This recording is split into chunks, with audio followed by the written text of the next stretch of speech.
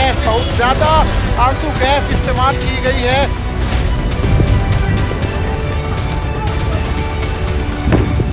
किसान एक बार फिर से दिल्ली की ओर बढ़ रहे हैं। किसानों को दिल्ली में आने से रोकने के लिए 12 फरवरी की शाम चंडीगढ़ में 3 कैबिनेट मंत्रियों ने किसानों के प्रतिनिधि मंडल से बातचीत की। हालांकि किसान नेताओं और सरकार के बीच इस बैठक में कुछ खास निकला नहीं, कोई आम सहमति नहीं बन पाई। इसलिए किसान संगठनों ने ये तय किया कि 13 फरवरी को किसान दिल्ली की सीमा में घुसेंगे और दिल्ली में धरना देकर अपनी मांगे रखेंगे।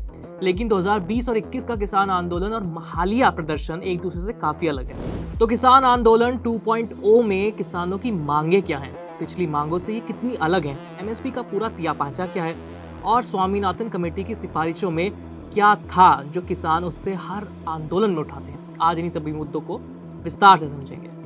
किसान आंदोलन 2.0 में नया क्या है, पहले इस पर बात करते हैं। पिछले आंदोलन की बड़ी जीत ये थी कि किसानों के दबाव में आकर केंद्र की मोदी सरकार ने अपने 3 कृषि कानूनों को वापस ले लिया था। ये कानून थे कृषि उपज व्यापार और वाणिज्य संवर्धन और सरलीकरण विधेयक 2020, कृषक सशक्तिकरण संरक्षण कीमत आश्वासन और कृषि सेवा पर करार विधेयक 2020 और तीसरा कानून था आवश्यक वस्तु संशोधन विधेयक 2020।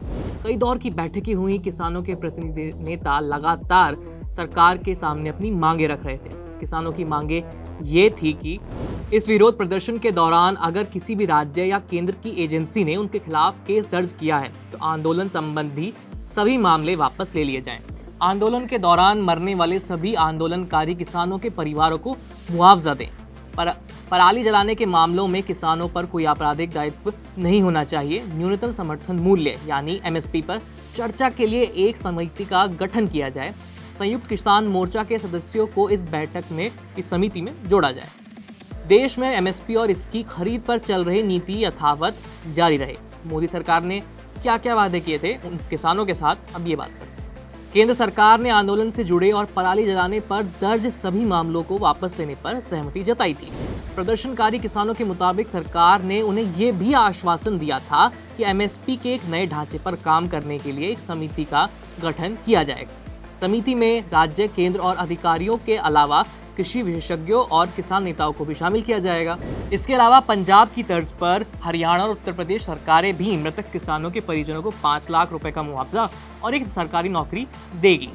आखिरकार 19 नवंबर 2021 को प्रधानमंत्री मोदी ने तीनों कानूनों को वापस देने की घोषणा की। लोकसभा और राज्यसभा ने 29 नवंबर को शीतकालीन सत्र के पहले दिन ही कृषि कानून को निरस्तीकरण विधेयक पास हो गया। वहाँ पर कानूनों के रद्द होने के बाद किसानों ने अपना आंदोलन वापस ले लिया था और ये संकेत हुआ कि किसान और सरकार दोनों के बीच में एक समझौता हो गया, एक समझ पैदा हो गई। ये एक तरह का समझौता हुआ है, मगर अब किसान संगठन कह रहे हैं कि सरकार ने जो वादे किए थे वो पूरे नहीं किए और इसलिए किसान फिर दिल्ली कूच कर रहे हैं। तो किसानों की अब मांग क्या है जिसलिए वो अब आंदोलन कर रहे हैं? सरकार डॉक्टर स्वामीनाथन आयोग की सिफारिशों के मुताबिक सभी फसलों के लिए एमएसपी का कानून बनाए। ये मांग किसानों ने तब भी की थी जब उन्होंने अपना पिछला आंदोलन खत्म किया था।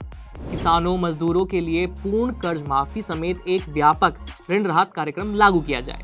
राष्ट्रीय स्तर पर भूमि अधिग्रहण कानून 2013 को बहाल किया जाए, जिसमें किसानों से लिखित सहमति की जरूरत होती है और कलेक्टर रेट से 4 गुना ज्यादा मुआवजा दिया जाता है। किसानों और 58 साल से ज्यादा उम्र के खेतीहर मजदूरों के लिए हर महीने पेंशन देने की योजना लागू की जाए।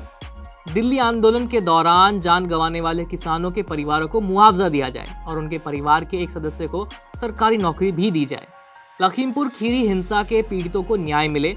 अक्टूबर 2021 में घटी इस घटना में 8 लोगों की जान चली गई थी।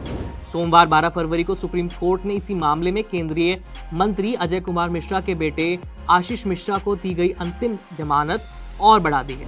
कृषि वस्तुओं, दूध से बने उत्पादों, फल, सब्जियों और मांस पर आयात शुल्क कम करने के लिए भत्ता बढ़ाया जाए। महात्मा गांधी राष्ट्रीय ग्रामीण रोजगार गारंटी अधिनियम यानी मनरेगा को बढ़ाया जाए। दिहाड़ी 700 रुपये की जाए और सालाना 200 दिन का रोजगार मिले। इसे खेती से जुड़ी गतिविधियों के साथ एकीकृत किया जाए। बीज गुणवत्ता मानकों में सुधार के लिए नकली बीज, कीटनाशकों और उर्वरक बनाने वाले सभी कंपनियों पर जो नकली चीजें बनाती हैं उन पर कठोर कार्रवाई हो। बिजली की बराबर पहुंच सुनिश्चित हो, इसके लिए विद्युत संशोधन विधेयक 2020 को रद्द किया जाए। केंद्र सरकार ये बिल लाई थी कि बिजली क्षेत्र की वाणिज्यिक और निवेश गतिविधियों को बेहतर कर सके, मगर इस विधेयक की कई मोर्चों पर आलोचना हुई। एक बड़ी आलोचना ये भी है कि केंद्र सरकार इस क्षेत्र में बहुत ज्यादा ही हस्तक्षेप कर रही है। फिर क्रॉस सब्सिडाइजेशन का भी मुद्दा है। हालांकि ये बिल 17वीं लोकसभा के साथ ही रद्द हो जाएगा। मिर्च, हल्दी और बाकी सुगंधित फसलों की खेती को बढ़ावा देने के लिए एक राष्ट्रीय आयोग की स्थापना की जाए। अब किसान कह रहे हैं कि सरकार ने आंदोलन खत्म करने की अपील करते हुए जो वादे किए थे वो पूरे नहीं किए। स्वामीनाथन रिपोर्ट में क्या है, अब ये समझते हैं। 18 नवंबर 2004 को कृषि विज्ञानी और प्रोफेसर MS स्वामीनाथन की अध्यक्षता में एक कमेटी बनाई गई थी, जिसे देश में किसानों की हालत सुधारने के लिए रास्ते खोजने के लिए कहा गया था। करीब 2 साल बाद अक्टूबर 2006 में कमेटी ने अपनी सिफारिशें दी, जिसे अभी तक किसान प्रदर्शनों में लागू करने की बात कर रहे हैं। स्वामीनाथन कमेटी की सबसे बड़ी सिफारिश ये थी कि सरकार किसानों की फसलों को लागत मूल्य से सीधे 1.5 गुना कीमत पर खरीदे और आगे अपने हिसाब से बेचे। इसमें किसानों को 50% रिटर्न देने के लिए पूंजी की इनपुट लागत और भूमि पर लगा किराया, जिसे C2 कहा जाता है, वो शामिल है। इसके अलावा कमेटी ने मुख्यतः किसानों के लिए लैंड रिफॉर्म्स, सिंचाई, प्रोडक्शन क्रेडिट और बीमा, फूड सिक्योरिटी से संबंधित सिफारिशें भी की थी। ये MSP क्या है, अब ये समझते हैं।